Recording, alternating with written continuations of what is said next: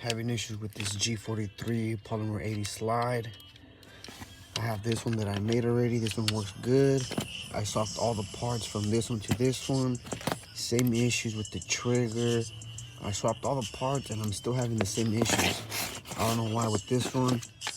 Everything works, even with the dummy rounds.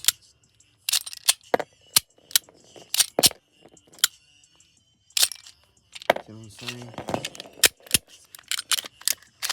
When I swap it with this one,